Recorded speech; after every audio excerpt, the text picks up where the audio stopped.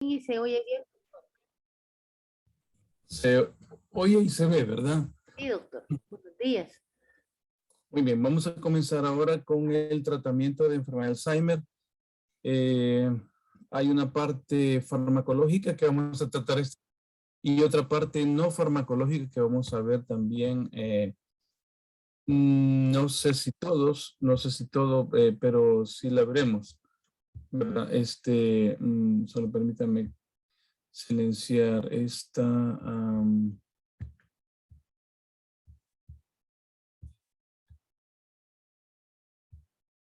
Así es, queda. Muy bien. Tengan buenos días. Vamos a hablar acerca del tratamiento de la enfermedad de Alzheimer. El tratamiento de la enfermedad de Alzheimer tiene dos fases, dos aspectos muy importantes entre ellos.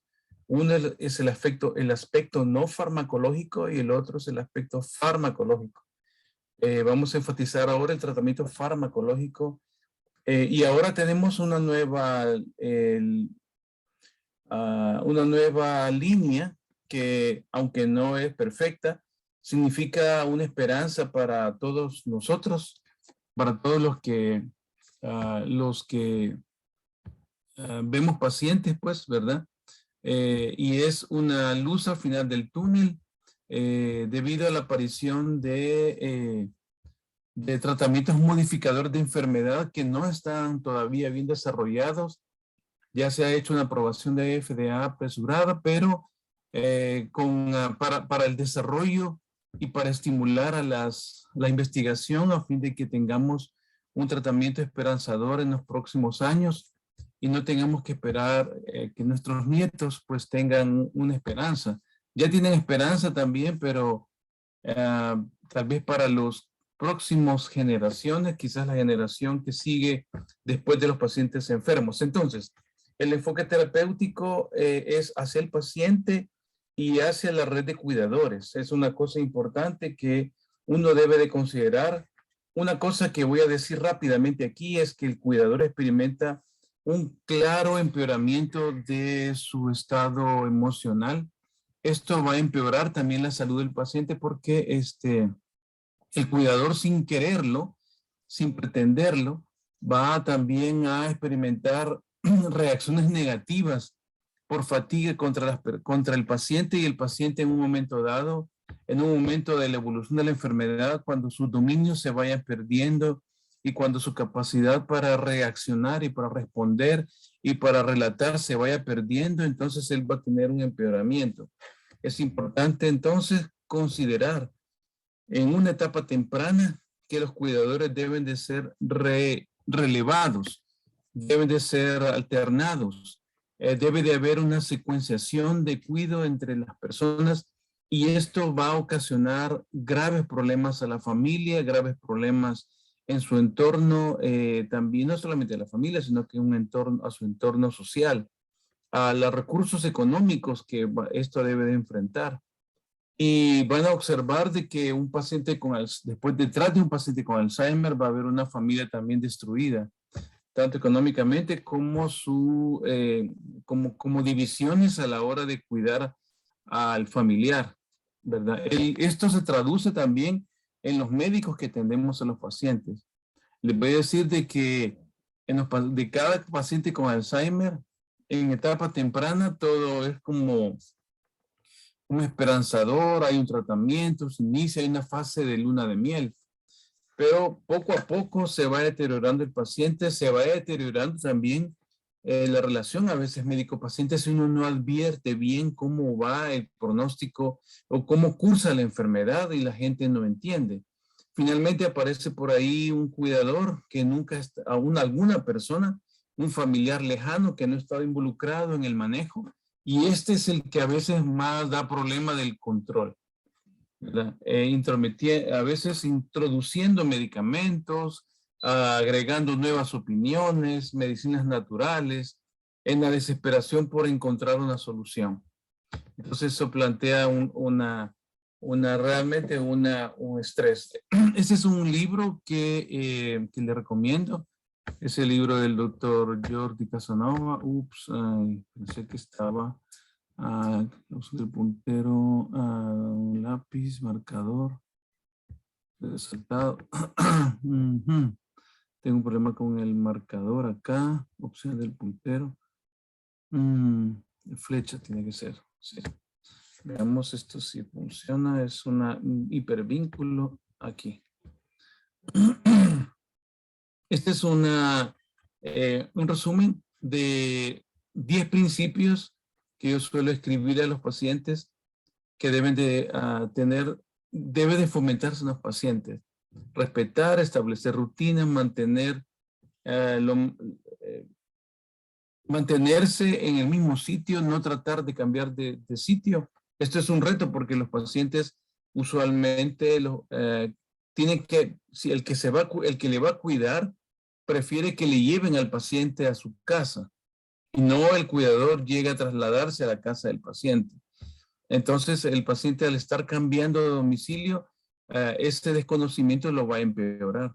Entonces, no descuidar el tiempo, el día, la hora, la fecha, eso hay que decírselo todos los días, que digamos, permitir que el paciente se tratar de que él haga las cosas, vestirse, ponerse los zapatos, amarrárselo, comer, ¿verdad? Fomentar, algunas familias son bien consentidoras y todo le dan a los pacientes, lo cual a veces, desde épocas tempranas de la enfermedad, y a veces inclusive cuesta distinguir en qué etapa está.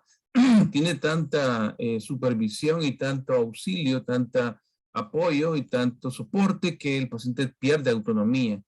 Entonces, mantener activo, que se movilice, que trate de caminar. Los pacientes con frecuencia tienen una inercia a estar sentado viendo televisión, ¿verdad? Algunas personas son bien sensibles a los cambios de conducta por el deterioro del comportamiento mínimo y se va haciendo progresivo, ¿verdad?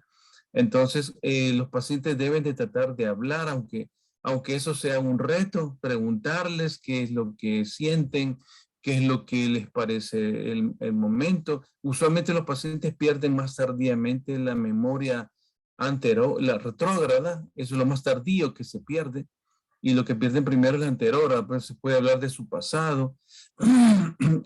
La corrección de errores es un problema para algunas familias que quieren corregirlos a veces con enojos y tienen una reacción de negatividad con impulsividad y a veces agresividad. Trabajar con una motivación, ¿verdad? Por día, cada día se vive por separado, ¿verdad? Uno por uno. Y el familiar y cuidador deben tener su espacio, ¿verdad? No deben de buscarse el espacio residuales. Esto es un reto porque algunos pacientes pues viven en una situación económica pues que no, puede ser difícil. Entonces, este es un buen libro que le recomiendo, que se lo voy a pasar en un momento. Se llama Las alteraciones del comportamiento de la enfermedad de Alzheimer, escrito por el doctor Jordi Peña, de donde nosotros utilizamos bastante este manual.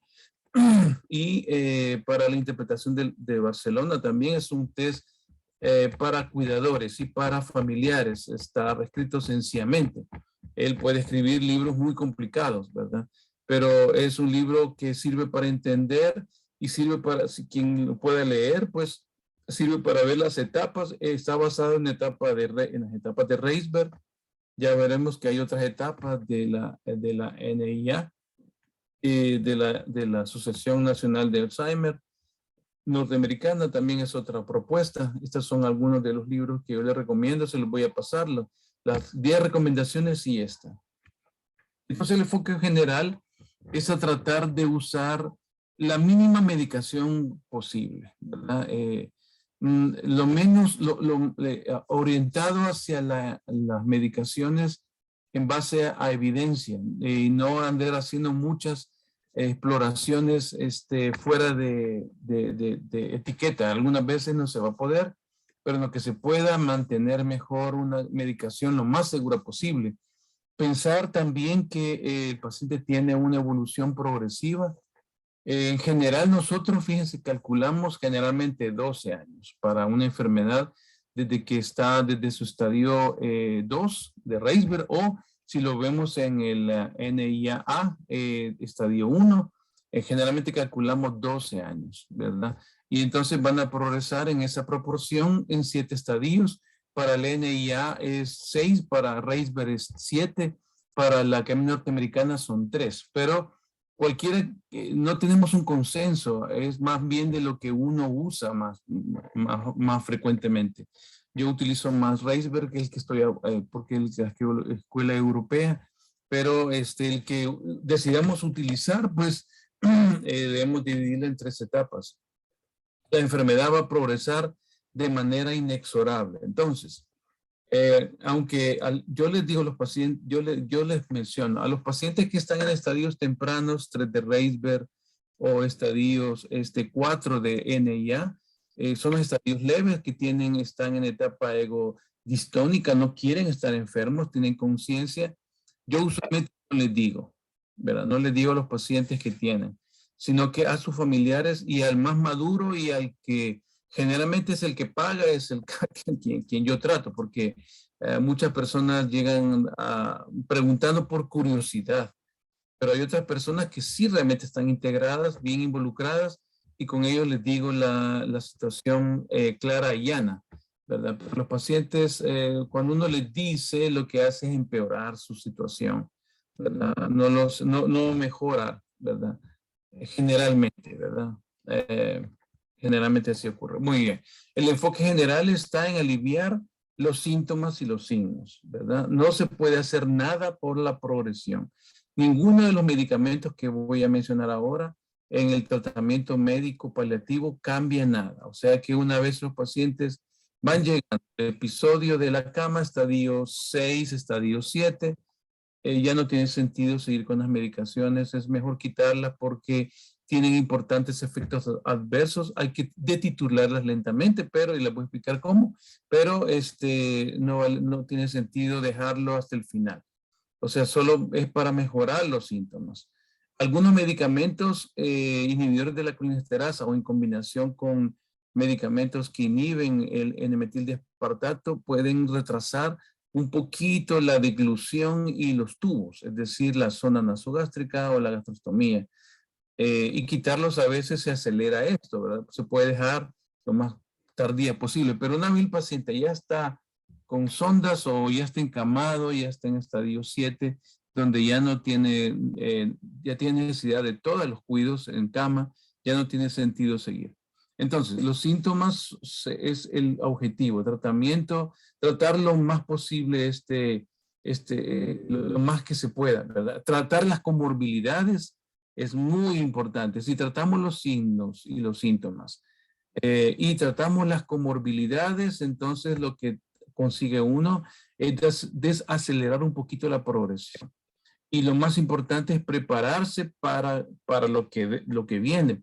Yo casi siempre les digo, estamos en estadio tal, ¿verdad? El paseo familiar. Viene otro estadio y le recomiendo que arregle cosas legales. Le recomiendo que vaya viendo cómo se va involucrando en conseguir un ayudante, una enfermera, una persona de compañía que tenga la capacidad suficiente para hacer algunas cosas que le voy a pedir, ¿verdad? Como mantener la autonomía, estar bien involucrado, alguien que conozca el paciente. A los pacientes con frecuencia tienen celotipia, por lo tanto, creen que el cuidador, ¿verdad? Si es masculino, se va a acostar con la esposa. Si es la esposa la que tiene Alzheimer y se ponen una mujer, creen que esa señora el cuidador está involucrado sentimentalmente con el esposo. Así es que esto hay que tenerlo en cuenta, ¿verdad? Porque la enfermedad de Alzheimer resalta cosas inhibidas por años. Entonces, estas son algunas de las comorbilidades que deben de afrontarse. Por ejemplo, si nosotros tomamos homocisteína o ácido fólico, eso seguro que va a necesitar B12 en suplementos, porque la B12 reduce la homocisteína, que tiene un efecto de soluto y aumenta la viscosidad y va a potenciar el riesgo de infartos cerebrales o microinfartos. Y algunos medicamentos que usamos para Alzheimer, especialmente los inhibidores de los antagonistas del N-metildiaspartato, tienen como efecto adverso infartos cerebrales. Por lo tanto, algunas veces vamos a tener que usarlos y hay que tratar de reducir la mayor cantidad de comorbilidades vasculares, hipertensión, cuidado con hipotensión, cuidado con la hipotensión, quiero hacer esta advertencia, es más riesgosa la hipotensión en pacientes con Alzheimer que la hipertensión. Entonces, la hipertensión ya a esta etapa se deja para que quede leve, digamos. Una hipertensión leve es mejor que la hipotensión, seguramente. Entonces, la hipotensión ortostática es otra cosa importante. No solamente tomar la presión acostado, sino que también de pie. Nos vamos a llevar muchas sorpresas, ¿verdad? Por esta situación.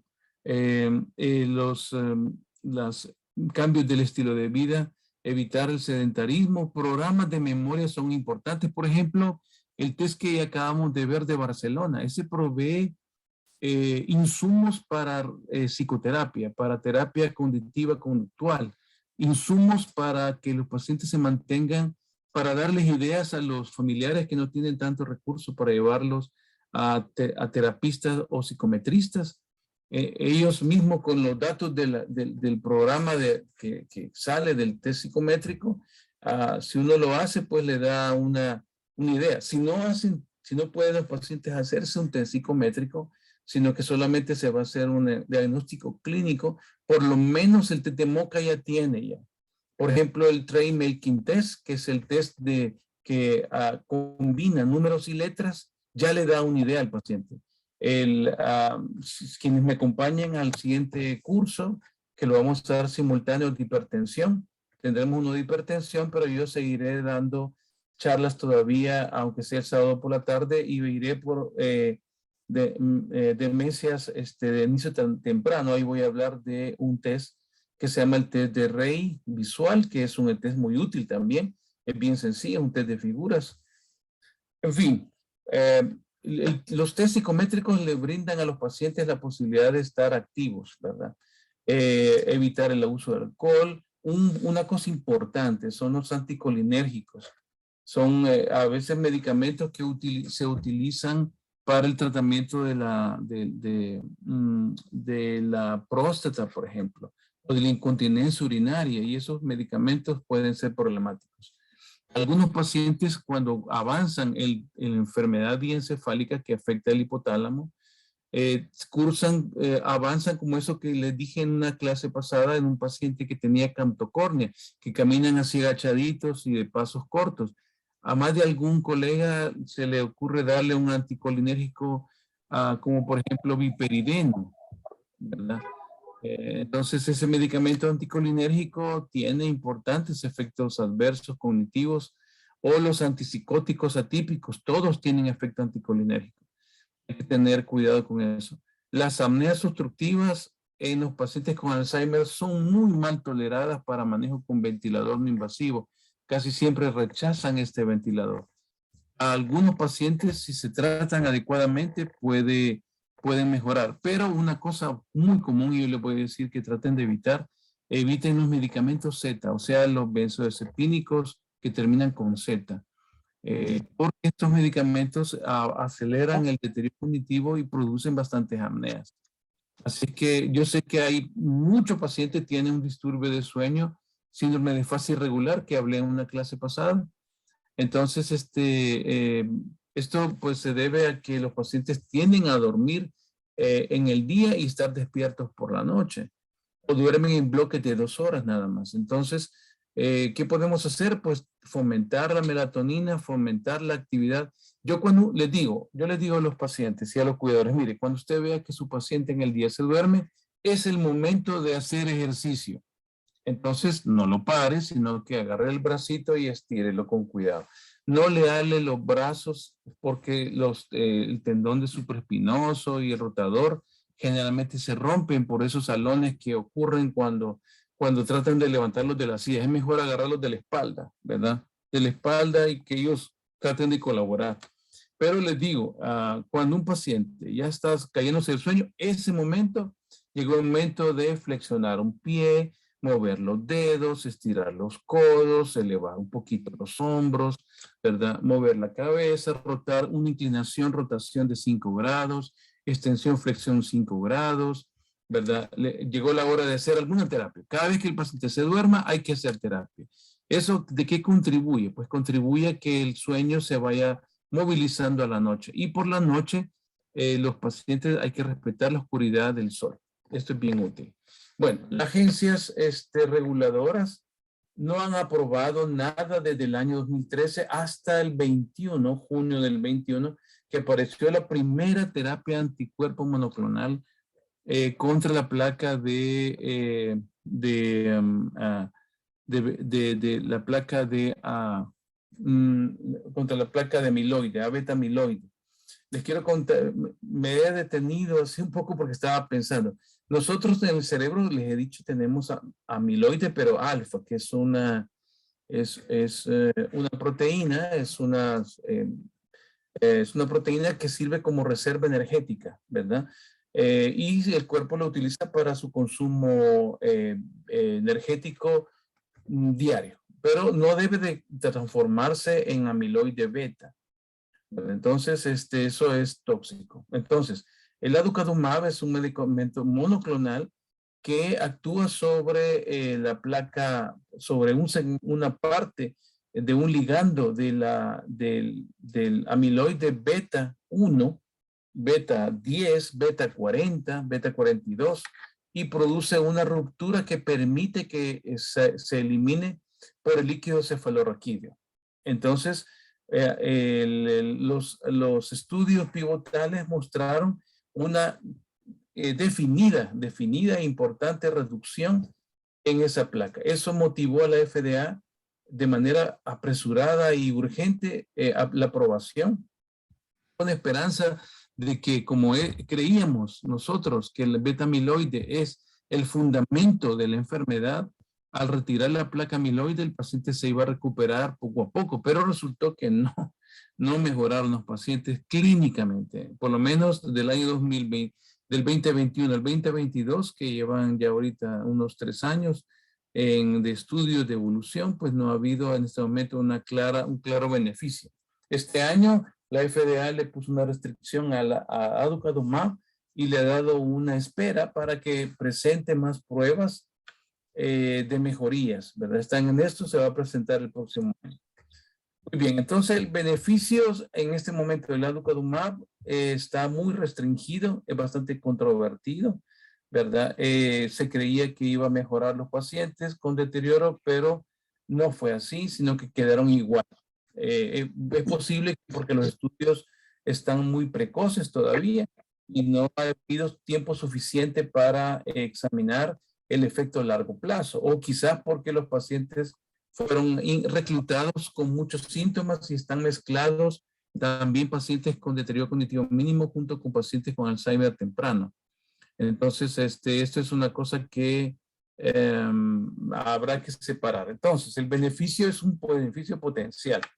Al quitar la placa, pues debería el paciente mejorar y hay que esperar.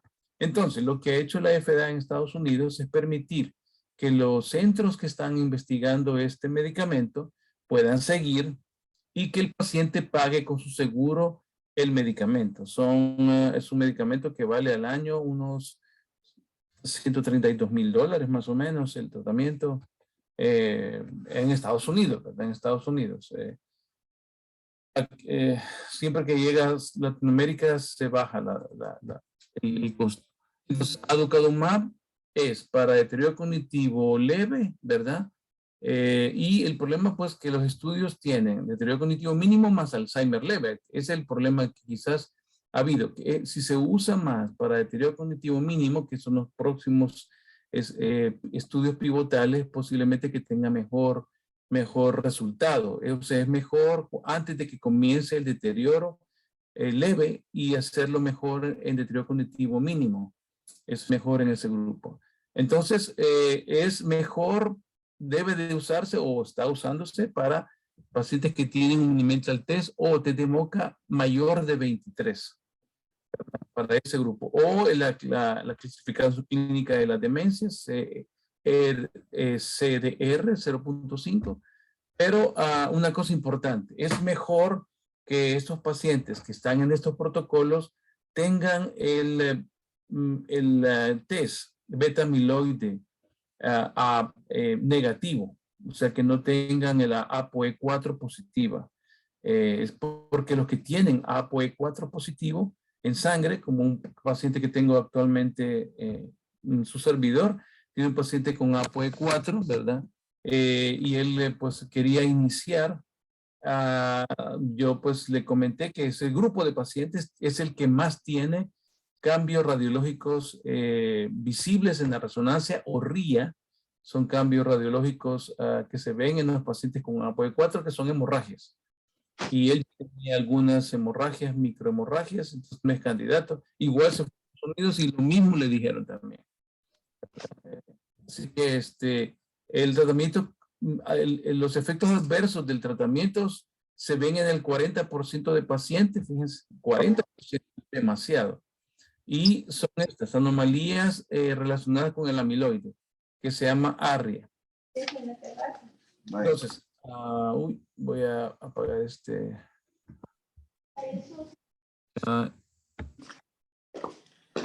perdón, un momento. Entonces, esta es edema cerebral y microhemorragias. ¿Me escuchan? Quiero saber, perdón. Lo he silenciado, ¿verdad? Pero espero que me escuchen. Creo que sí. Entonces, esto ocurre en el 40% y hasta el 7% dejan de usar el medicamento por estas anormalidades, ya que si se pone mensualmente el medicamento, se pone por la vía endovenosa y debe de haber una experticia para leer estas placas. No es tan difícil, pero hay que tener experiencia. Es la placa, la reconstrucción se llama susceptibilidad y hay que estar bien pendientes de contar el número. Cuando supera 10, es posible que venga una hemorragia grande. Entonces, pues eso es, solo se ocupa casi en Estados Unidos. Creo que en España habrá también otro grupo que es también en Europa, pues otro grupo. No conozco que hay en Latinoamérica en este momento. Como les digo, los pacientes que tienen ApoE4 son los que más tienen riesgo. Esto llega al 40%, ¿verdad? En comparación con el 20% de la mitad que no tiene, que es la presencia de estas microhemorragias. Si un paciente ya tuvo microhemorragias, ya no es candidato. Especialmente los que tienen más de 10 lesiones. Las microhemorragias se pueden ver en pacientes hipertensos que están con dosis grandes de hipolipemiantes, especialmente rosuvastatina, atorvastatina y toman aspirina. Esos pacientes suelen tener más microhemorragias. Entonces, hay los pacientes que están en el tratamiento con aducanumab, que están en el proceso de ver si mejora. Todavía hay pacientes, hay miles de pacientes con aducanumab en este momento, están con resonancia magnética anual, ¿verdad? O se puede hacer también 6 meses después del primero y después cada 12 meses, ¿verdad? Pues el riesgo del beneficio es el problema, ¿verdad? Ya no está respaldado en Europa, no está respaldado, no lo están usando, ¿verdad? Sino que solo por estudios bajo protocolo estricto. Entonces, habrá que esperar los resultados y vienen otros medicamentos mediados de manera inmune para el tratamiento de la placa amiloide y quizás tal vez venga algunos otros tratamientos de distintos objetivos o target, porque parece ser como que el beta amiloide realmente, aunque es un elemento diagnóstico crítico y lo usamos para medir, para pensar en la enfermedad, no sea el objetivo terapéutico, ha de ser otro, quizás un paso anterior a este. Eso está por verse. Muy bien, entonces, cuando uno tiene un centro que no tenemos acá, si tuviéramos aquí un centro que infunden aducanumab o estuviera un estudio, pues sería de derivarlos a esos pacientes tempranamente para una evaluación. En Estados Unidos los servicios de Medicare no están cubriendo, excepto que esté bajo un protocolo bien estricto, ¿verdad? Aprobado por FDA. O sea que no está muy bien cubierto esto. Así que son pacientes que pues, tienen bastantes restricciones. Y es mejor estar en centros donde se hicieron los estudios. O sea que para nosotros todavía eso está Esto está muy lejos de nuestra realidad actualmente, ¿verdad? Pero esto es ahora, ¿verdad? Como les he dicho varias veces, hay cosas que parecían, como ejemplo, el molnupiravir, creo que se llama, ¿verdad? A ver si me corrigen, molnupiravir, creo que se llama, que parecía muy difícil de adquirir hasta aquí, ¿verdad? Y es un medicamento aprobado por FDA también. Buenos resultados en pacientes que tienen COVID de pocos días. Bien, esta es otra de las clasificaciones que tenemos para correlacionar el test de MoCA o el test el mini mental test con la progresión y diferentes métodos, ¿verdad? Por lo importante de esta diapositiva la voy a amplificar acá. Y aquí tenemos. En la parte de arriba, pues tenemos, aquí me cubre esta tablita, aquí la voy a mover por acá. Tenemos aquí el continuo de la enfermedad desde que comienza hasta que llega a un estadio final. Esta es la clasificación del Instituto de Envejecimiento, ¿verdad? De la Asociación de Alzheimer, y ellos la clasifican en seis estadios. O estadios. Yo digo estadios o estadios, independientemente. Perdón. Y estas son las aprobaciones de la FDA, que solamente también coincide con 3, y la Asociación Americana de Neurología son 3. Ellos clasifican 6. Reisberg clasifica 7, que es el que usamos más que todo en Europa. Entonces, aquí están los dominios cognitivos, el deterioro funcional, los síntomas del comportamiento, que inicialmente se llama Mind Behavior My Behavior Impairment. Entonces, esto en una etapa inicial preclínica, ¿verdad? Sería el estadio 1. Paciente está básicamente bien, asintomático, pero ya tiene patología de Alzheimer, ¿verdad? O sea, tiene patología amiloide. Puede ser APOE positivo o APOE negativo. El estadio 2, ¿verdad? Que es el paciente que ya tiene deterioro cognitivo sutil, pero está independiente y no tiene ningún compromiso. Algunos test muy, muy avanzados, como estos que hemos comentado, ¿verdad? El test de Rey o el test de Barcelona, tal vez lo podrían encontrar, sí, posiblemente, sí, pero un mini mental o un MoCA no lo va a detectar. En esta etapa solamente predomina la memoria episódica y se va sumando algunos problemas de ejecución y visofaciales. Entonces, aquí abajo tenemos las actividades de la vida diaria, ¿verdad? Y más abajo tenemos aquí, voy a poner esta boleta aquí, el score de Mini-Mental. Entonces, el score de Mini-Mental es de 30. Entonces, todos los pacientes que tienen 20-25 serían candidatos al tratamiento con aducanumab o otros tratamientos. También serían candidatos al uso de anticolinesterasa también, cualquiera de los 3 que disponemos. En cuando la enfermedad se va haciendo más severa, aquí se ve lo que todavía puede hacer, ¿verdad? Ver la televisión, encender y ver televisión, mantener sus hobbies, discutir sus eventos, en estadio 2 todavía puede mantener algunos compromisos, usar el teléfono, preparar sus desayunos, sus snacks, viajar, ¿verdad? Y tener un balance de su chequera, ¿verdad? Y a estadios avanzados ya los pacientes ya no pueden mantener ese grado de independencia y entonces van teniendo problemas para el autocuido y sus cosas personales. Todavía pueden seleccionar el vestido, la ropa, ¿verdad? Y pueden todavía manejar el aseo personal en el baño. Aún pueden escribir, pero ya necesitan ya deben de tener una persona que les cuide. Ellos pueden todavía usar utensilios del hogar, todavía trapeadores, etcétera. Pero conforme va avanzando la enfermedad, ya los test a esta altura, estadio 4, todos los dominios van a estar afectados. Aún continúa leve porque no usa todavía una una sonda, pero si le hacemos en la escala de Minimental o MoCA, vamos, porque tiene el mismo puntaje, vamos a ver que tiene entre 10 y 18. Entonces aquí tenemos un buen Minimental test, buen test de MoCA bien realizado, y tenemos la relación con el estadio, ¿verdad? Y eso es lo que les quería mostrar, que es posible a través de un pequeño Minimental más un estudio del test de la vida diaria, que es el test de CATS, tener una idea de su estadio, cómo va a avanzar y tener un poco de predicción, qué es lo que sigue. ¿Por qué es importante la predicción? Porque eso mantiene el paciente alertado de que sigue. No lo va uno no se va a sorprender de algo que no se le ha dicho.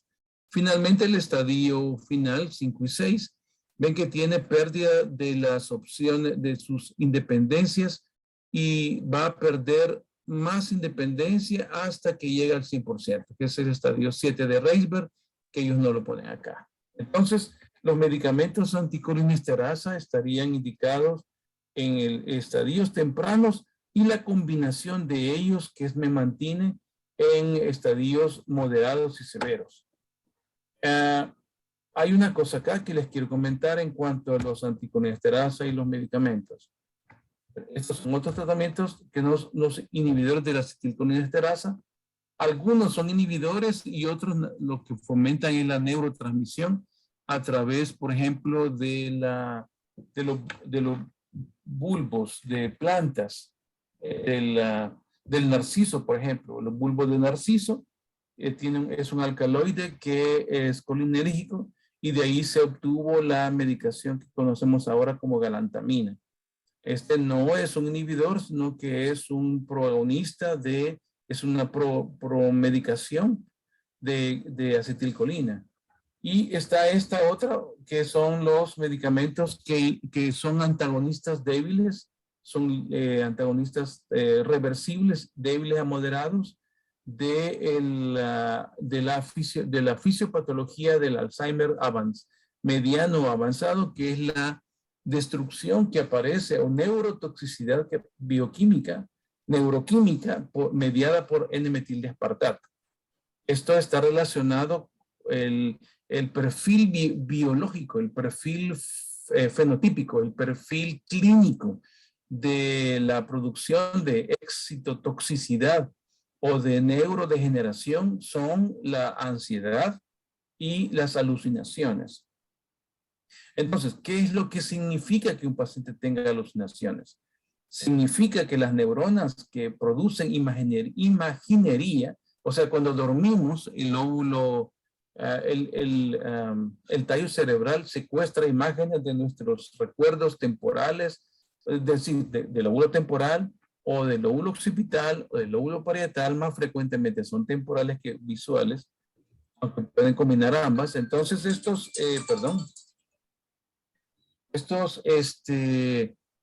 imágenes son las que están bajo control, que cuando existe Alzheimer, estos se van a volver más intensas, y prácticamente lo que nos está diciendo esa condición es que el paciente está presentando ruptura de la membrana posináptica debido a las lesiones propias provenientes de la amiloide y la destrucción de transmisión que hay de la proteína tau, que ya no pueden mantener los enlaces. Estamos como viendo neuronas como burbujitas que están rompiéndose, digamos, algo así, ¿verdad? Eso es lo que quiere decir. Entonces, en ese momento, ya sería Alzheimer moderado o avanzado, ahí donde está justificado más bien el uso de memantino. No sé si hasta aquí tienen alguna pregunta, si no, sigo. Muy bien. Estos son los medicamentos que están aprobados, solamente tenemos 4 al momento. Donepezilo, que es el que tiene más representación en nuestro país. Galantamina, que solo tenemos una casa nada más que lo produce. Rivastigmina, que hay 2 casas nada más. Me mantiene que hay muchas.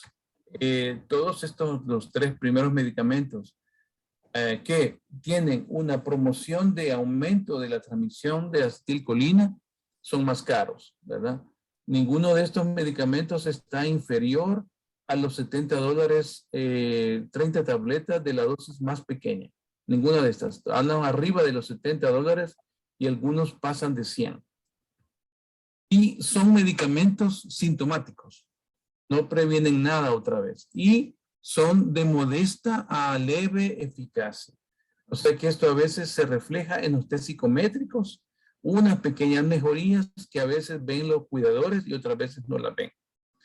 El Memantin es un medicamento muy antiguo, ya estaba en el país antes de que la FDA lo aprobara, como por los años 2016, por ahí.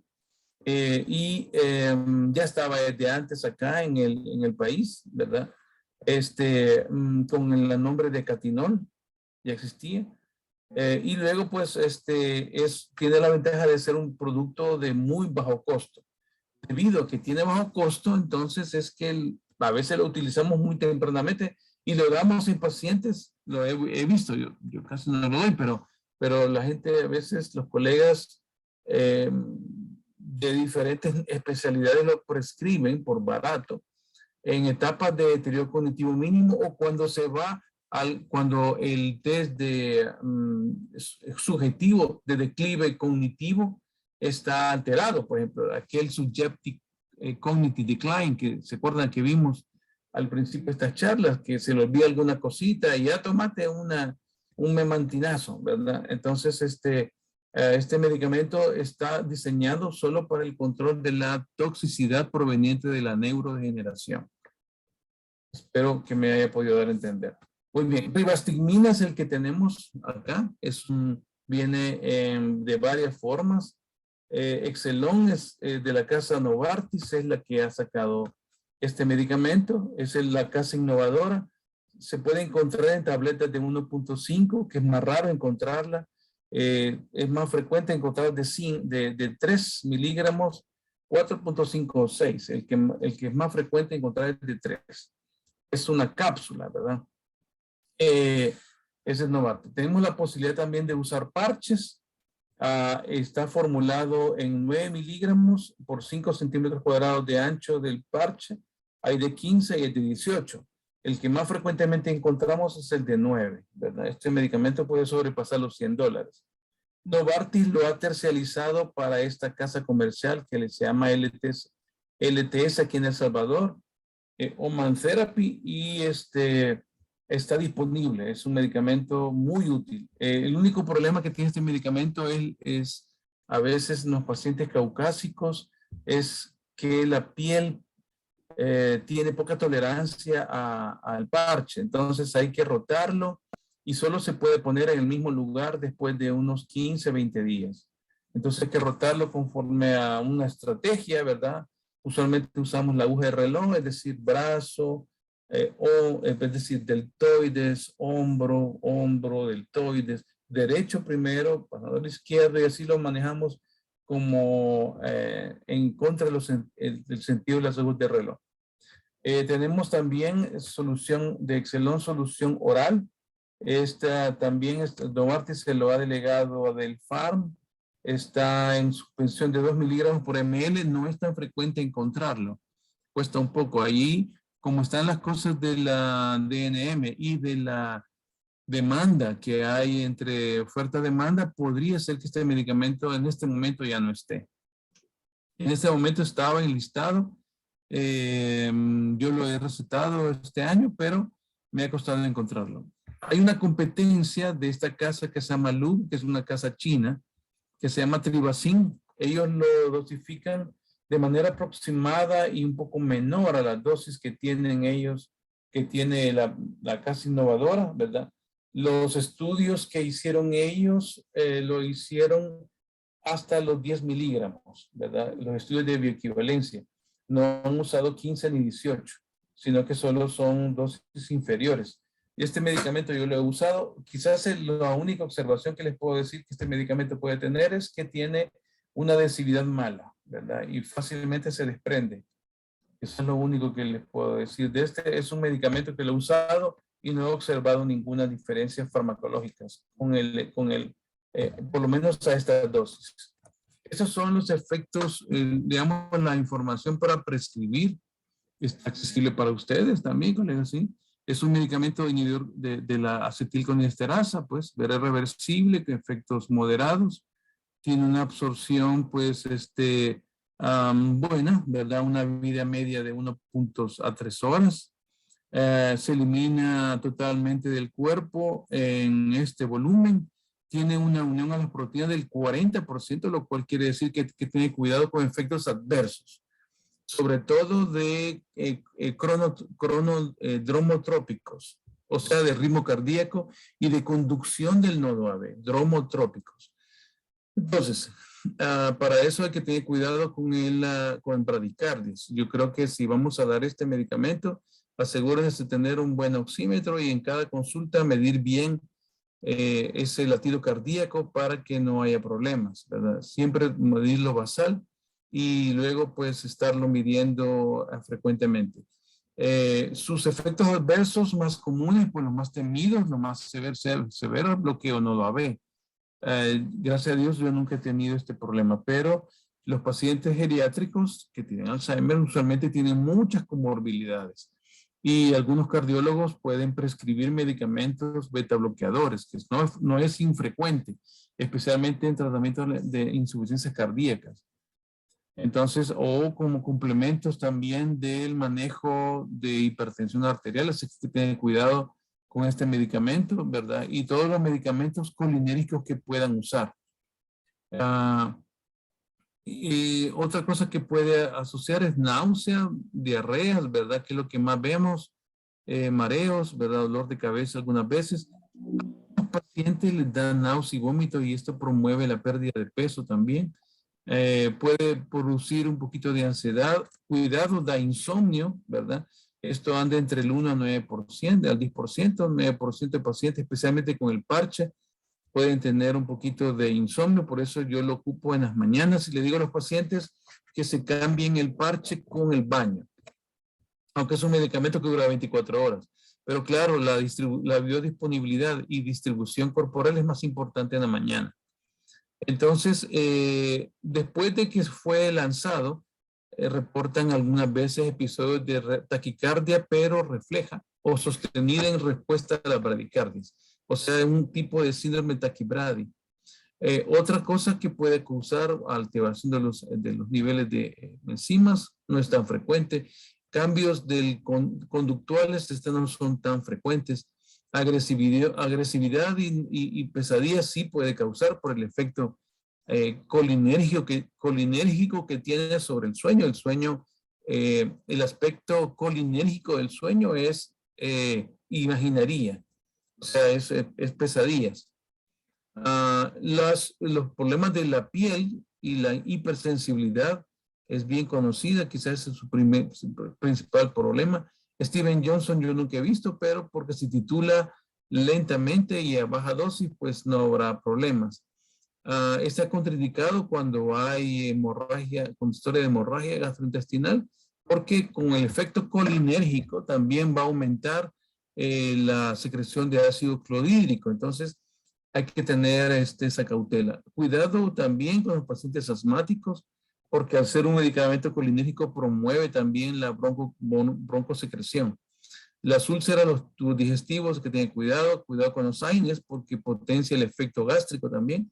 Y el aspecto gastrointestinal es una cosa que hay que estar muy pendiente, sobre todo que no haya deshidratación, hay que estar bien hidratados y pues que no haya diarreas.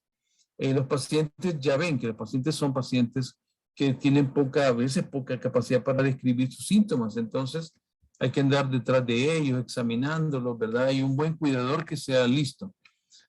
Contraindicaciones son los antiinflamatorios, ¿verdad? La piel. Cuidado con los medicamentos que inducen, eso te vuelvo a decir nuevamente, que producen bradicardia. Eso hay que tener precaución. Muy bien, galantamina es el otro. Ahorita solo lo está llevando aquí en El Salvador Janssen. Es una cápsula de 8 y 16 miligramos. Este es un medicamento que es derivado de los bulbos del narciso, ¿verdad? Tiene un componente colinérgico similar a la escopolamina, que es un agonista colinérgico, ¿verdad? Tiene una vida media de 7 horas, ¿verdad? Tiene una biodisponibilidad 90%, la unión a las proteínas es menor. Vean esto, el otro era del 40%, estos son 18. Debería de causar menos problemas de interacción medicamentosa, lo cual así es, tiene menos interacciones medicamentosas, pero les recomiendo que bajen esta aplicación donde yo he tomado estas vistas, ¿verdad? De la Medscape. Es gratuita, para mí es la mejor aplicación que hay para revisión de medicamentos y efectos adversos y checklists de interacciones médicas, farmacológicas, es muy útil también. Inclusive de enfermedades también está muy actualizado. Tiene por la mitad tal vez de que tiene mucho cookie, ¿verdad? Tiene muchas patrocinadores, porque al ser gratuita, ¿verdad? No tiene formas de pago, o sea, no hay formas de adquirirlo por pago, sino que es gratuito, pero es una app la mejor. Creo que después de que Hipócrates dejó de funcionar para Latinoamérica, esta es la mejor sustituto y uno dice cómo pude vivir sin esta aplicación. Muy bien, las mismas precauciones que tiene para los otros, para la rivastigmina, es el cuidado con los medicamentos que potencian bradicardia, porque sí puede potenciar bloqueo nodo AB. Bien, donepezilo es otro medicamento, es muy importante también, fue de los primeros, fue de Pfizer, ahora Pfizer ya no lo está sacando en El Salvador directamente con el nombre, bueno, Pfizer lo introdujo con nombre de Erans, ahora se lo ha dado Frevan-Bossier, quien lo ha tercializado. Existe un Erans, pero de ellos, y es materia prima de ellos. Es un medicamento que puede sobrepasar los $100 mensuales. Han salido algunas competencias, ¿verdad? Como el Evocans, este es del laboratorio Zaval, donde Pesilo también lo ha sacado este laboratorio Heteros, y Pile ha sacado recientemente donepezilo de 5 miligramos. El donepezilo de esta casa, Heteros, viene de 5 y de 10. Yo he usado de todos estos también, de todas las formulaciones. Me falta aquí poner uno más, que es el Alcit, se me escapaba. Se me ha ido, no lo vi en ADNM, pero está disponible Alcit. Es de Eurofarma. El donepezilo tiene las mismas, es un inhibidor reversible de la acetilcolinesterasa, lo cual aumenta la transmisión colinérgica en la sinapsis. Son bastante similares los efectos adversos. Quizás aquí es un poquito más frecuente náuseas y diarreas que los otros, ¿verdad? Este tiene importantes efectos de interacciones medicamentosas. Hay que revisar cada medicamento y ponerlo en la lista de las interacciones médicas entre farmacológicas. Una cosa importante es que este medicamento puede causar dolor abdominal, ¿verdad? Y este dolor abdominal da a algunos pacientes como reactividad al dolor abdominal, un poquito de agresión. Es posible que sea más bien por el mecanismo propulsivo. Los pacientes con Alzheimer suelen tener una disfunción simpática colinérgica también, que cursa con estreñimiento. Entonces, el medicamento es colinérgico y promueve la motilidad gástrica. Pero algunas veces se encuentra con tránsitos de bolus fecalis muy resecos y no pueden salir, y esto da colitis. Ten cuidado con esto. Otra cosa importante es que no se puede titular rápido. Hay que tener cuidado. Yo usualmente un paciente que comienzo con donepezilo, yo lo examino y al mes ya planteo la titulación ascendente. La titritación ascendente. Veo los efectos adversos, veo su rendimiento. La dosis usualmente de donepezilo puede llegar hasta 23, 25 miligramos. Qué raro que uno puede llegar usualmente con la exploración del latido cardíaco, casi siempre anda por 10 miligramos. Es bueno repartirlo en 2 dosis, si fuese posible.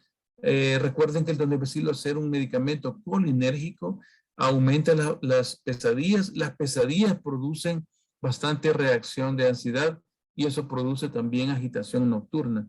Entonces, pues hay que darlo en la mañanita y al mediodía, por ahí, para que los pacientes no tengan mucha carga colinérgica dromotrópica. De aquí, pues, precauciones, lo mismo, pacientes con asma, hay que tener cuidado, ¿verdad? Una cosa que hay que ir monitorizando ya aquí en estos pacientes, igual que con otros, especialmente algunos antidepresivos, unos de los IRS, es el QT, porque puede producir torsión de la punta, ¿verdad? Torsada de la point, entonces da arritmias cardíacas muy intensas, especialmente en pacientes que tienen hipoglicemias. En ese grupo hay que tener bastante cuidado, ¿verdad? Algunos pacientes con antidepresivos están reportados, algunos que he visto, síndrome neuroléptico maligno. Este síndrome neuroléptico son pacientes que están muy agitados con hiperreflexia y tienen también mucha sudoración y tienen fluctuaciones de la presión, hipertensión, hipotensión, y están sudando, ¿verdad? Parece como que fuera una caticia, están levantándose y continuamente esos pacientes, cuando uno revisa su medicación, están tomando a veces un medicamento antidepresivo a alta dosis. Hay que tener cuidado con esto, ¿verdad? Los psiquiatras lo dejan bastante frecuente. Una cosa importante donde Donepezil también es estar pendientes de la CPK, ya que algunos pacientes están tomando también estatinas y esto potencia la posibilidad de rhabdomiolisis. Así que es una cosa que hay que estar revisando también. Yo usualmente agarro mi listita, ¿verdad? Y empiezo a ver los efectos adversos, que no se me vaya a pasar nada antes de irse el paciente. Esta es los medicamentos que están disponibles. Sacatinol fue el primero. Memantina MK, Eutebrol. Eutebrol de Asofarma ha sacado una combinación también. Ellos están sacando 10 y 20. Cordure, me ha costado encontrarlo, no muy fácil. Tiene un buen precio, pero Bussier no tiene una buena distribución de sus farmacias. Mimetix, que es de Abbott, lo tenía la farmacéutica Recalcina y ellos lo han tomado. Tiene una fórmula muy bonita que es el oro dispersable, que solo se pone bajo la boca porque algunos pacientes me funciona porque ellos creen que los están envenenando. Entonces, esta fórmula bien fácil porque se pone en la boca, se dispersa y el paciente no lo logra expulsar. Mectinex es otro de este laboratorio Kern. Mudixen es otro de PISA. Este es un interesante medicamento de una casa muy reconocida. Mesitin es otro de Escabón. Es una nueva casa que está trayendo este medicamento de 10 miligramos a buen precio. Les digo, este medicamento me ha parecido, está por debajo de los $60, que es el más barato que conozco. Y últimamente pues lo he intentado para favorecer económicamente a los pacientes, me ha parecido muy bueno. Lanfer ha sacado otro también, que es el Atentiv de 10 miligramos, son pastillas recubiertas.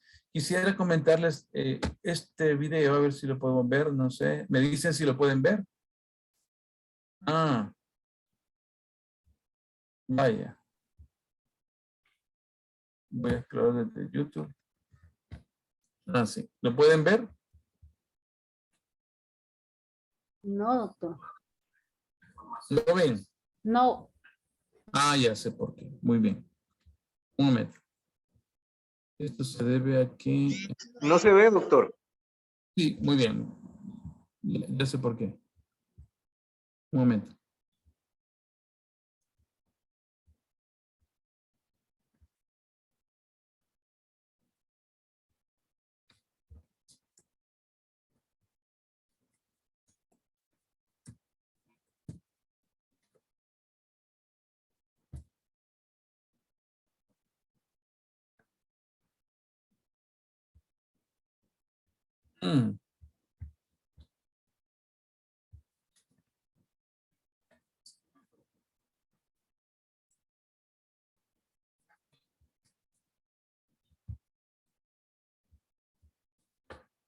Aquí no ven nada, ¿verdad? De lo que estoy haciendo, ¿verdad? Nada, doctor. Nada se ve. No. Un momento. Entonces, ya está. Y no se ve nada. Qué fea la letra.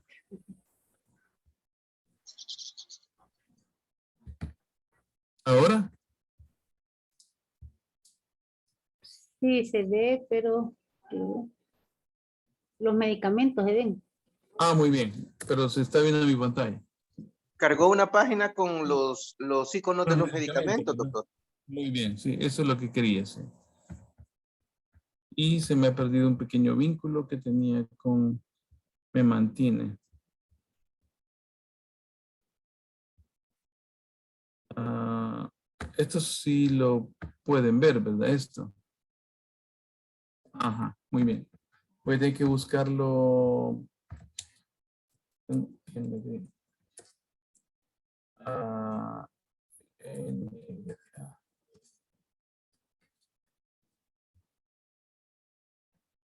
esta no es. Esta es otra. Muy bien, un momento. Me he perdido un pequeño vínculo que tenía ahí. A ver. Aquí está.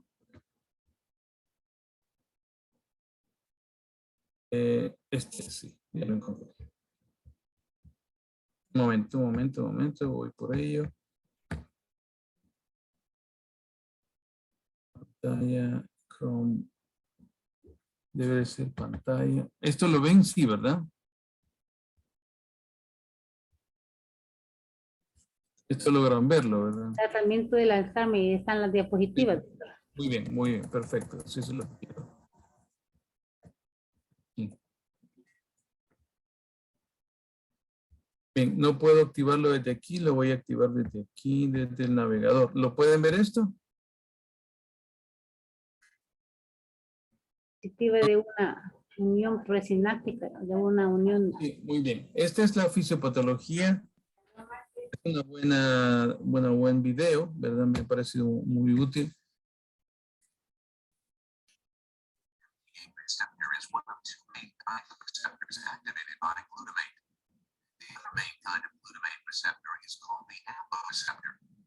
These two receptors, each with distinct physiological properties, often coexist at the same synapse. Bueno, esta es una descripción del receptor NMDA, N-metildeaspartato, en un paciente que tiene necesidades de tener tratamientos inhibitorios sobre este receptor.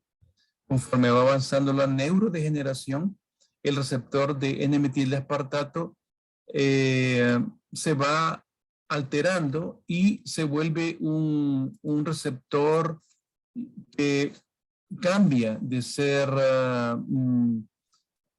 unidominio a ser multidominio del tipo iontoforesis.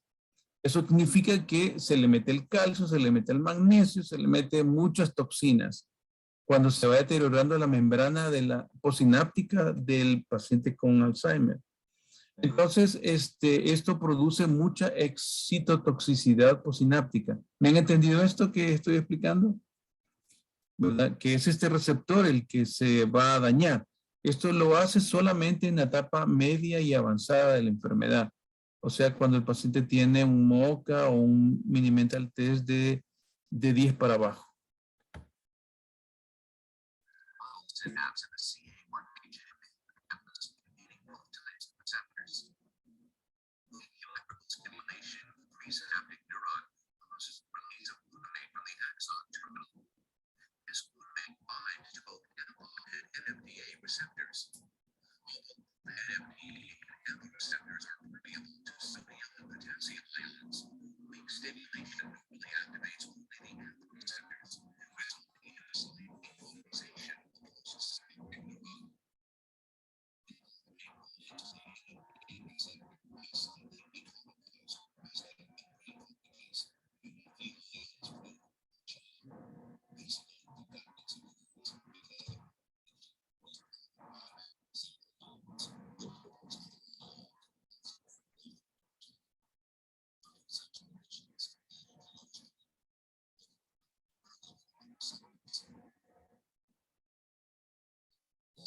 Vale, entonces, estos dos receptores, el N-metil de aspartato y el AMPA que está a la par, el celestito, actúan sinérgicamente. El receptor de N-metil de aspartato a través del ion sodio, el ion magnesio, evita el exceso de introducción de sodio que se encuentra en la terminal sináptica. Y entonces es un modulador de excitotoxicidad para que la neurona postsináptica tenga menos 22 voltios de negatividad y va a cambiar a cerca de la excitotoxicidad de 22 a 0. Entonces, para que no sobrepase ese valor, entonces estos dos receptores se combinan. Ups.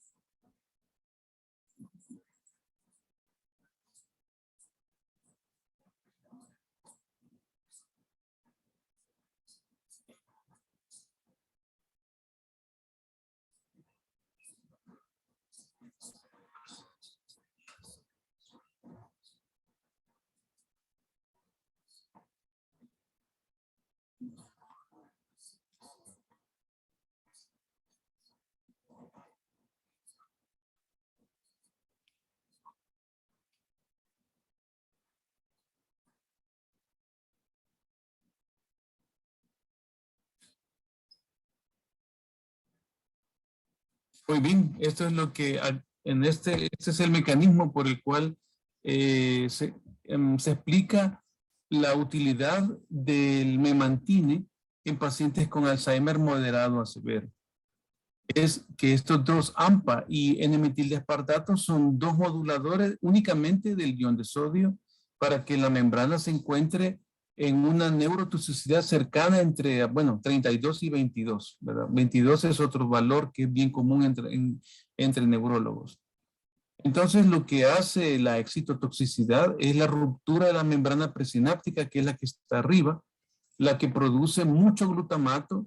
A su vez, esa sobreactividad actúa esta cascada de activación de adenilciclasa y activa ese receptor que está ahí que se llama decalmetín o receptor calmeterin también. Esto produce una creación de más autorreceptores del tipo AMPA y además hay una excitotoxicidad retrógrada que activa en la membrana presináptica.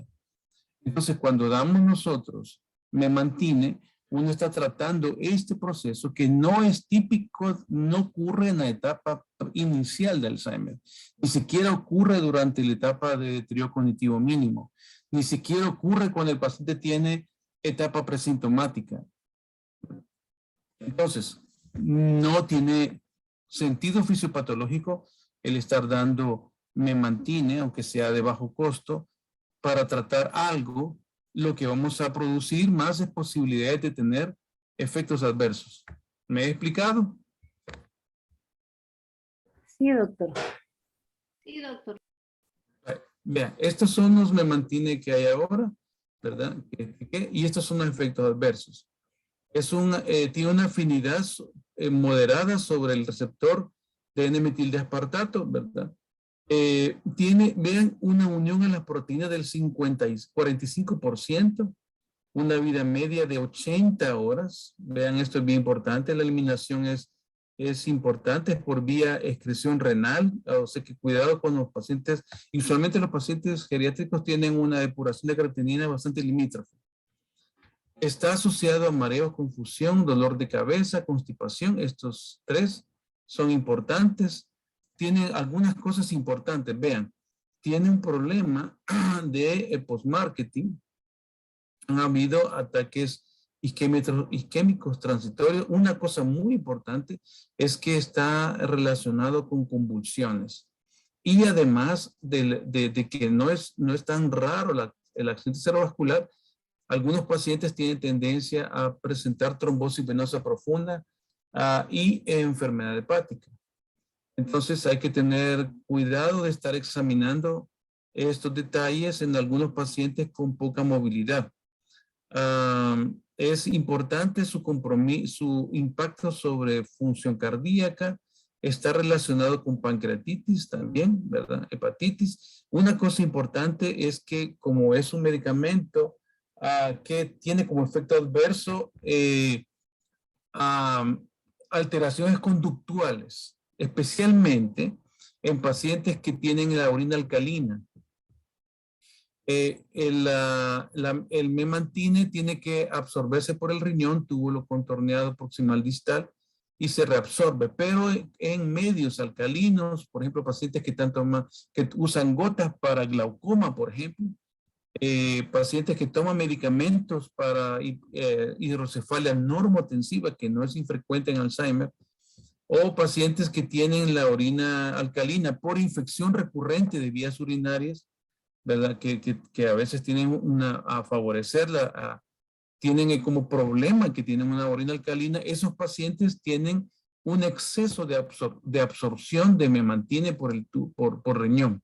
Esto potencia los efectos adversos. Vean ustedes la precaución que ocurre cuando aumenta el pH de la orina, ¿verdad? Y aumentando la eliminación y promoviendo toxicidad, ¿verdad? Esto está relacionado con la aparición de enfermedades cardiovasculares, cerebrovasculares. O sea que cuando usamos memantine, hay que tener cuidado con la enfermedad ocular. ¿Qué está usando? ¿Qué gota está utilizando? Porque usualmente hay medicamentos que no los vamos a reconocer como inhibidores de la anhidrasa carbónica, ¿verdad? Puede ser Simbrinza, puede ser otros medicamentos, ¿verdad? No los vamos a encontrar como medicamentos típicamente inhibidores. Hay que estar buscando bien las gotas que usan los pacientes, ¿verdad? Entonces, ahora han salido combinaciones también. Asofarma y su hija de Tecnofarma, que ahora ha salido por esta compañía Monteverde, que está distribuyendo medicamentos. Es la combinación de Eutebrol, Duo de 14, 10 de donepezilo y 14 de memantine. Tengan cuidado de este medicamento. Yo no les recomiendo que lo comiencen de entrada. Primero, el paciente debe demostrar seguridad con las dosis separadas para después usarlo en combinación. No se ocupe en combinación para evitar los efectos adversos que tienen las dosis, porque estas dosis no son pequeñas. son dosis grandes. Peor 28-10. Digamos, yo recuerdo haber encontrado una versión de una vez diciéndome, mire, yo le di esto porque pensaba que por ser más potente me iba a ser más efecto, y no. Entonces, hay que tener cuidado con eso. Ninguna de estas terapias realmente tiene prevención, ¿verdad? No previene nada, de forma sólida. Es mejor usar lo seguro y lo consistente, pero estos medicamentos, como les digo, no previenen ningún desenvolvimiento de enfermedad de Alzheimer. Por lo tanto, no está recomendado en etapas donde hay deterioro cognitivo mínimo porque no va a prevenirle nada. Solo que va a tratar sus síntomas nada más. Si tiene ese objetivo, pues hay que estar pendiente de los efectos adversos también. Entonces, no existe evidencia clara de usarlo tampoco en pacientes que tienen inclusive el fenotipo APOE4, ¿verdad? Ya sea inclusive el deterioro cognitivo mínimo. Muy bien. Una cosa importante es que han aparecido bastantes pacientes, varios pacientes, en quienes se usan medicamentos fuera de etiqueta. Terapias neurales, terapias naturales. En verdad, esto no tiene evidencia, claramente no tiene evidencia, no trata correctamente los síntomas, así que tengan cuidado con esto, ¿verdad? Hay que tener un cuidado con el uso de donepezilo y antidepresivos porque puede potenciar, nunca lo he visto yo, pero sí estoy pendiente en síndrome neuroléptico maligno, ¿verdad? Ha habido una mayor representación de pacientes con síndrome neuroléptico maligno en pacientes que toman donepezilo con antidepresivos, ¿verdad? Y una cosa importante acá es que esta combinación potencia la depresión y tiende a ser más recurrente en los estudios cuando hay esta combinación. Así que donepezilo con antidepresivos, siempre estar pendiente que la depresión puede empeorarse en presencia de donepezilo. Entonces, tratar la depresión comórbida puede ser más útil que tratar con inhibidores de la acetilcolinesterasa, porque tiene mejor efecto el tratamiento de la depresión en algunos pacientes.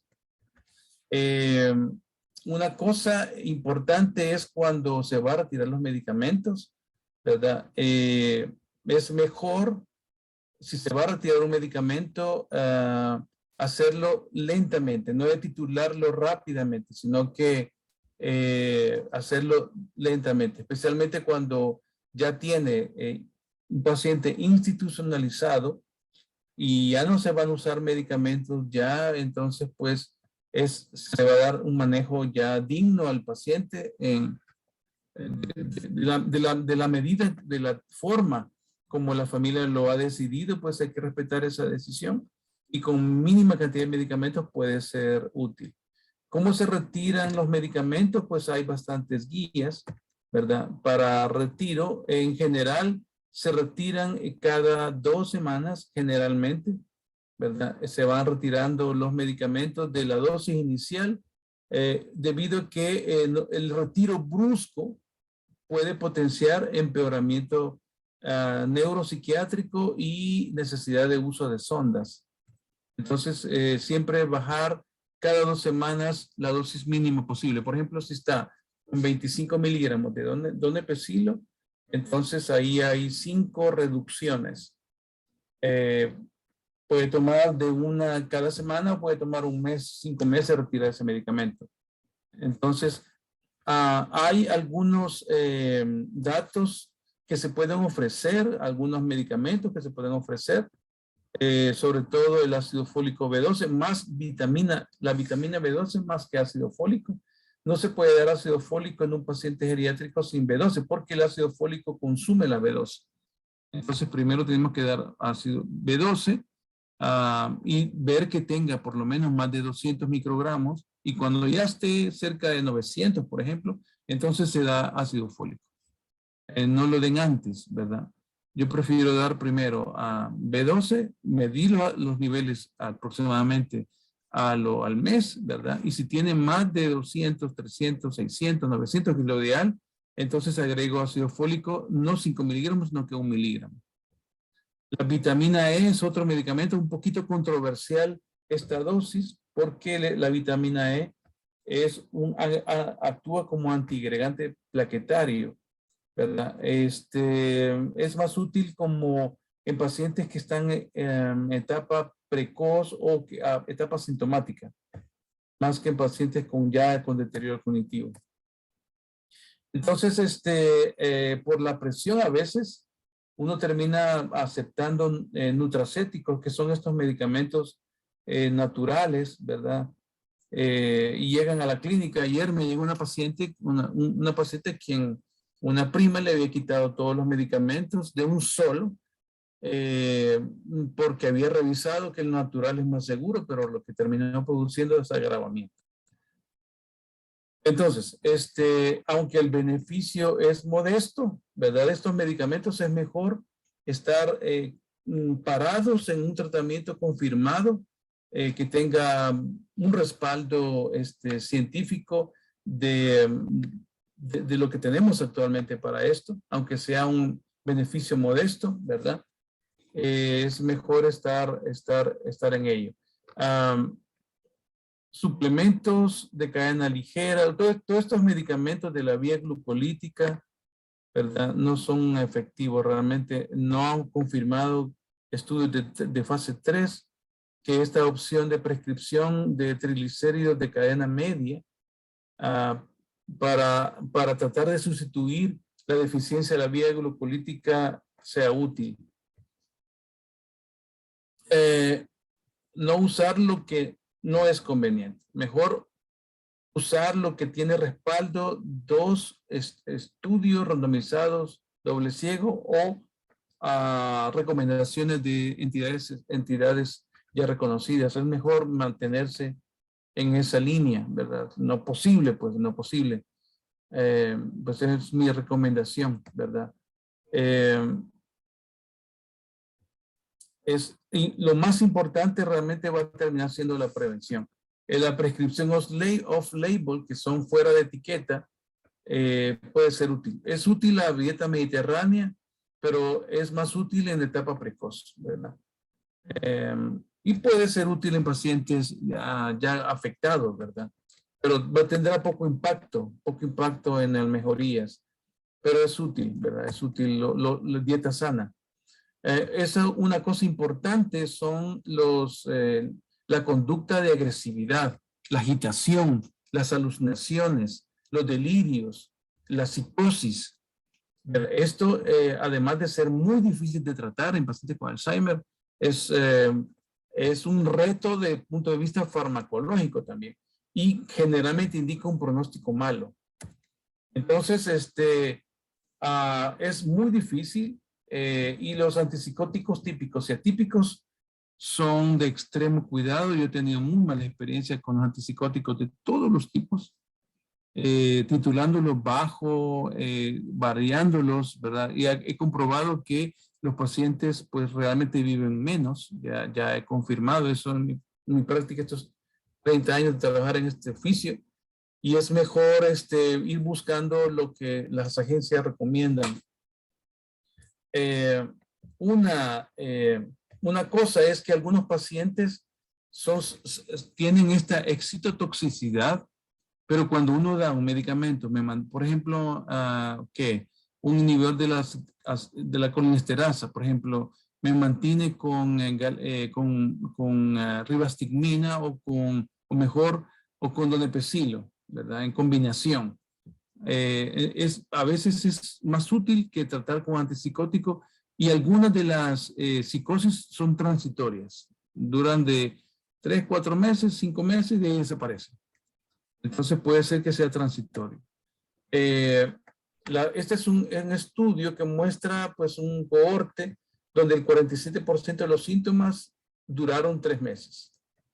Entonces, pero algunas formas son bien difíciles de tratar. Siempre que hay psicosis, pregúntense si no hay alguna otra cosa.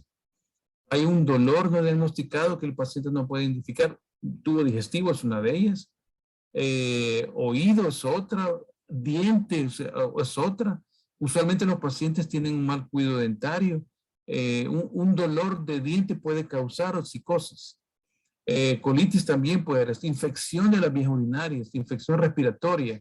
Pero todas esas cosas, si se tratan, pueden quitar un delirio. O a veces puede ser que el paciente esté bajo algún tratamiento antidepresivo y se le está bajando el sodio, o tiene interacción medicamentosa, está subiendo el amonio. Al corregir estas cosas, pues se resuelve la psicosis. O tiene hipoglicemias, o tiene infección. A veces nos toca medir, porque no da muchos síntomas a los pacientes, nos toca medir proteína C reactiva, procalcitonina, ferritina, ¿verdad? O dímero D, puede ser que tenga COVID también. Entonces, todo esto a veces es más útil tratar la causa secundaria, ¿verdad? Que ir de un solo al antipsicótico. Algunas veces, les voy a contar, algunas veces la psicosis proviene de algún cuidador que está maltratando al paciente. Eso puede pasar. Eso no hay que descartarlo del todo, ¿verdad? Algunos familiares yo les pido que pongan videovigilancia para estar pendiente, ¿verdad? De que algo del medio no está cómodo. La psicosis es una manifestación de ansiedad. Entonces, hay algo de estrés ahí, quizás un ambiente muy incómodo, tóxico, discusiones frente al paciente. Entonces, eso puede causar estas reacciones. Esta es una página que la sacaba de Médicos de El Salvador, donde ofrecen ayuda. Hay unos teléfonos aquí para entrenamiento de pacientes familiares de Alzheimer. La Asociación de Alzheimer hace una actividad anual donde los cuidadores se pueden inscribir de manera gratuita o muy bajo costo. Ahora, ¿qué medicamentos se pueden usar cuando ya no hay, ya vimos todo y no hay nada que se pueda hacer? O sea, hay que usar un medicamento. Entonces, en ese caso, veamos si podemos manejarlo con donepezilo o combinarlo con donepezilo memantina. Usando separados primero se ocupa el donepezilo a dosis bajas, cada semana se va subiendo. Cuando llegue a 10 miligramos, lo podemos asociarlo con memantine primero 5, vean bien que no tenga, háganle un general de orina, que no tenga una orina alcalina, revisen sus medicamentos, vean si no tiene efectos adversos, revisen también los medicamentos inhibidores de la bomba de protones, porque el esomeprazole puede producir aumento en la reabsorción de memantina. Entonces, tratamiento puede hacer que el paciente esté más consciente de su problema y se calme más, ¿verdad? Llega a la conclusión de que está viviendo algo que es irreal y a veces se controla. Entonces, en la fase inicial, ¿verdad? Entonces podemos usar inhibidores de la colinesterasa, ¿verdad? Pero ya en fase media y avanzada, combinaciones. Entonces, si no se puede controlar, entonces, inhibidores de la recaptura de serotonina. Aquí, si vamos a usar esto, es bueno, es mejor que los antipsicóticos. De todos los medicamentos que se han ensayado hasta el momento, 2022, el que tiene una punta en todas las preferencias mundiales de todas las agencias para el manejo de las manifestaciones neuropsiquiátricas de segunda línea, no es de primera línea, es de segunda línea de Alzheimer, es el citalopram. ¿Por qué no es el escitalopram? Porque el escitalopram en mayores tiene mucha relación con hiponatremia. Entonces el citalopram no lo tiene. Tiene, pero no tan intenso como el escitalopram. Entonces el escitalopram yo tengo que estarlo usando ya algunos meses y realmente si no tiene paciencia con el paciente y explica la situación del beneficio de este medicamento versus un antipsicótico atípico, pues sí, uno puede llegar a controlar a pacientes. El citalopram, no hay muchas casas, esas son las 4 que están disponibles actualmente. Arsal tiene una, Axopram, Trolam es una nueva casa que ha traído citalopram, es el Escabone, ¿verdad? Ahora tiene un representante que ha llegado a mi clínica hace poco. Citadep es otro, Anciben es otro, ¿verdad? Y este medicamento sí requiere que ustedes bajen esta aplicación Medscape, es gratuita a sus teléfonos. Y tiene una buena soporte, ¿verdad? Yo se lo recomiendo. Estos son los efectos adversos del citalopram. Cuidado, se tiene que usar 10 miligramos y cada 7 días se va titulando lentamente. Hay que tomar un electrocardiograma para medir el QTc porque tiende a producir también efectos dromotrópicos, inhibitorios. Se puede llegar hasta 40 miligramos, aunque generalmente en 20 generalmente es activo, ¿verdad? Y controla bastante bien la ansiedad. Hay que tener cuidado con los efectos adversos. Estos son sus efectos adversos más comunes, ¿verdad? Cuidado con los antiácidos, tiende a producir aumento de los efectos adversos con antiácidos. Entonces, se puede usar, pero hay que estar monitorizando su administración. Tiene importantes interacciones farmacológicas, hay que estarlas revisando todas. Aunque, pues, cuidado con el uso combinado de citalopram con otros antidepresivos porque sí produce síndrome neuroléptico maligno. Las tabletas vienen aquí de 20, no hay de 10, tenemos que usar media tableta. Comiencen con 10 y van subiendo poquito a poquito y van midiendo el QTc. Si ustedes tienen un electrocardiograma, si no, pues, si no tienen cómo medir el QTc en un paciente y van a usar más de 20 o de 20 para arriba, mejor no lo usen. Bien, esta es la dosificación en adultos, la dosificación pediátrica, ¿verdad? Nunca exceder más de 60, usualmente 40 es lo máximo que vemos que es adecuado para estos pacientes. Muy bien, tratamientos máximo 40, ¿verdad? Hay que tener cuidado con el electro, usualmente 30 generalmente. Trazodona antes había, ya no hay en el país trazodona. Y los antipsicóticos atípicos pues están asociados a intensos efectos adversos. Uno que me ha tocado vivir es este DRES, que es una edema de la cara, ¿verdad? Por reacción a drogas eosinofílicas. Vemos que iba a evolucionar Steven Johnson y es un problema serio. El que tiene un poquito de más relevancia son dos, el risperidone, ¿verdad? Y también el aripiprazole. Son los dos únicos medicamentos. No está quetiapina, lamentablemente, ¿verdad? Quetiapina no es tan efectivo, tal vez para el control del sueño, pero su efecto anticolinérgico que tienen todos los pacientes, que todos los medicamentos de este grupo, tiende a ser muy intenso y tiene mucha sedación también. Está asociado a aumento también de fracturas por caídas mientras los pacientes tratan de levantarse. Hay otros medicamentos, pimavanserin es uno de ellos, aquí no está disponible. Es útil, pero no está disponible. Entonces, esto es la conclusión, pues ausencia de terapias eficaces realmente, ¿verdad? Hay que tratar los síntomas, ¿verdad? Y los pacientes que tienen una mejor evolución son los pacientes que no tienen componentes amnésicos. Estos pacientes tienen una evolución un poquito más lenta, ¿verdad? Entonces, para un paciente, pues es importante el diagnóstico lo mejor posible. Por esto tenemos los biomarcadores que ya comentamos, que es más bien para etapas tempranas o cuando el diagnóstico es incierto o cuando se quiere saber el diagnóstico correcto cuando hay comorbilidades. No tenemos disponibilidad de biomarcadores fácilmente ya en el país. El único que tenemos son los inespecíficos, que son las mediciones de neurofilamentos en sangre y el PET de fluoro de desoxiglucosa. Es el único que tenemos acá. los otros mediados por tau y los de beta amiloide 4240 no los tenemos, ¿verdad?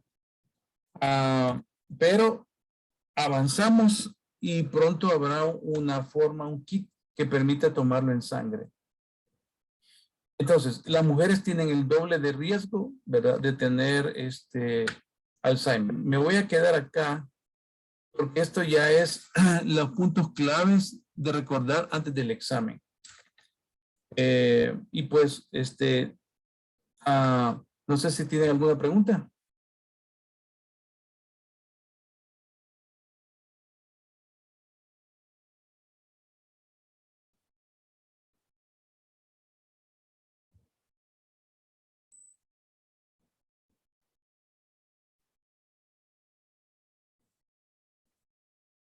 ¿No? Pueden activar sus... creo que aquí hay una... No, ¿verdad? Muy bien. Gracias, doctor.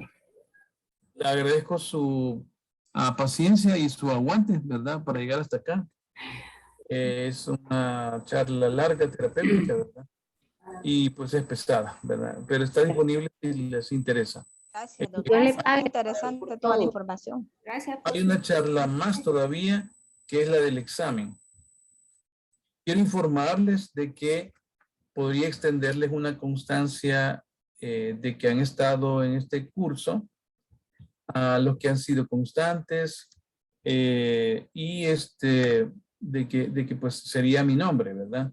A nombre de la clínica, mi clínica se llama Clínica de Salud Neurológica, no es el Instituto de Neurociencia el que daría esta constancia. Si tienen interés, pues en esto, especialmente los que hagan el examen, ¿verdad? Sería para ellos. Y pues yo les puedo extender una constancia de que han estado en este curso si les interesa para temas de currículum. Hay una colega que hace poco tuve de pasante y pues le sirvió, ¿verdad? Consiguió un buen trabajo. Bien, vamos a terminar hasta acá, les agradezco, nos veremos, vamos a vernos después de vacaciones de Semana Santa, no este sábado, sino el sábado que sigue. Así es que hasta pronto. Gracias. Gracias, doctor. Feliz día. Hasta luego. Gracias, doctor. Feliz día. Hasta luego. Gracias. Qué gracias, amable. Uy, qué Hasta luego. de que usted esté a la Y al vanguardia. gallo también. Y el gallo cantando. Ando el canto de Pedro.